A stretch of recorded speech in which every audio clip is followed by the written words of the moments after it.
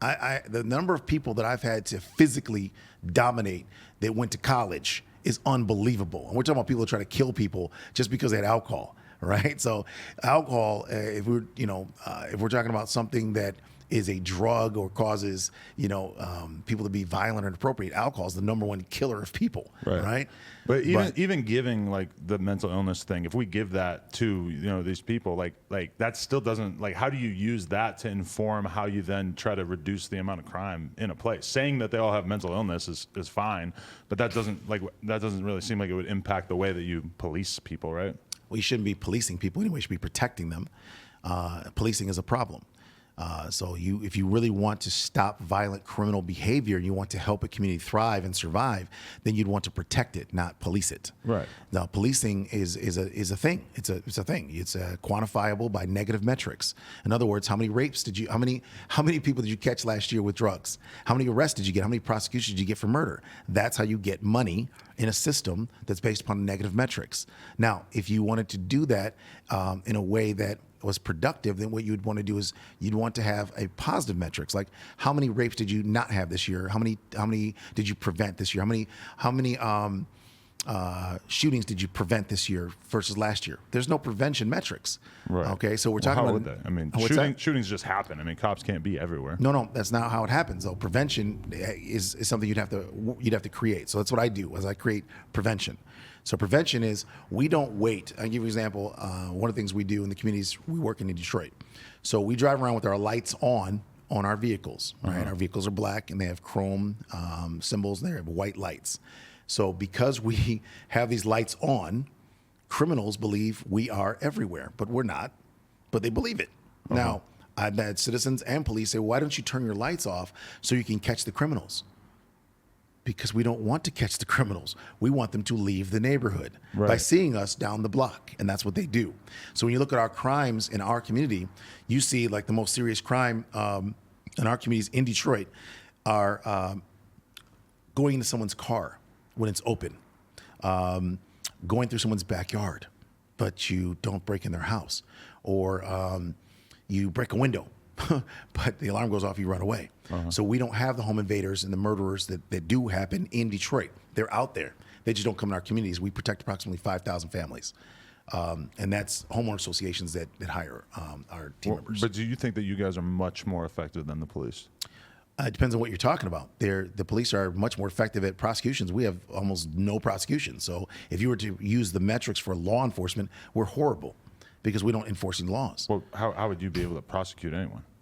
Well, you take them into custody. We did prosecute it. What do you mean? We have to stop them and take them into custody, and then the police come there and take them away from us. But then they handle the actual prosecution. Correct. But we're the ones that actually have to prosecute them, because otherwise, how do you know the person who caught them? Okay. Right. So in our case, we caught them, then we turn them over to the police, and then we have to testify that we caught the persons and everything like that. Right.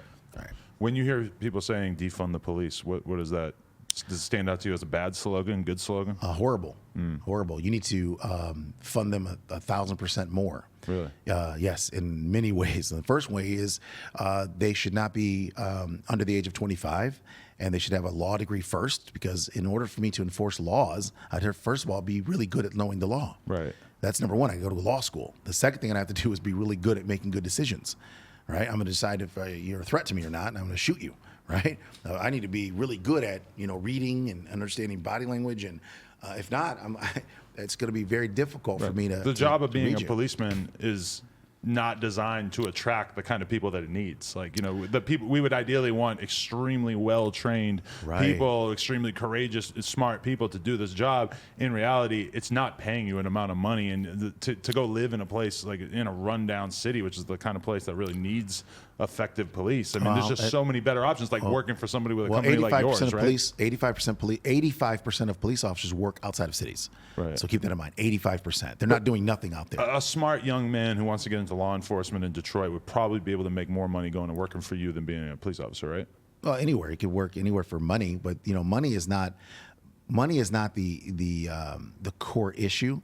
the core issue is knowledge. So your knowledge base has to be pretty significant. If I was going to be into enforcing laws, I would have to know a lot more about laws and how to enforce them. But somebody with a lot of knowledge probably is going to take that knowledge and go get a higher paying job somewhere. Possibly, but there's a lot of very well educated police officers, extremely, especially where I'm from. Every police officer where I grew up had to have a 4-year degree, every one of them. But even those police officers, they want to work in law enforcement. I mean, if they could work in law enforcement basically for a private company, I mean, that's probably going to be pretty attractive. I'm sure any cop is looking at the police department and thinking, this is probably not run optimally.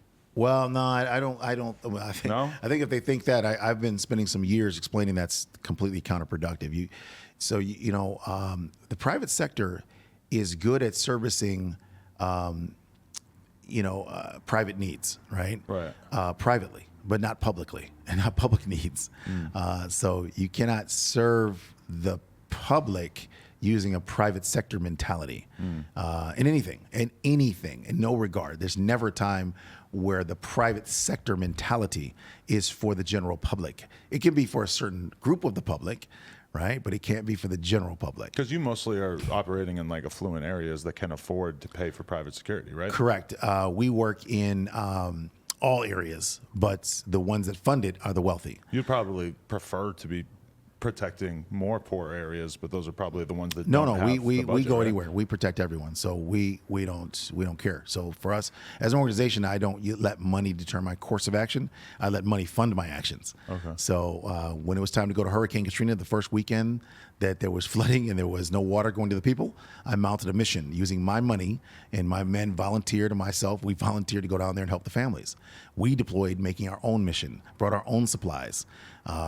And we helped people. And we worked with government when we got down there because they had Zodiacs, and we deployed with the Navy from the USS Tortuga, and we deployed with U.S. Airborne that were on the Army 82nd Airborne that were on the Zodiacs with us into the community, 9th Ward and flooded areas.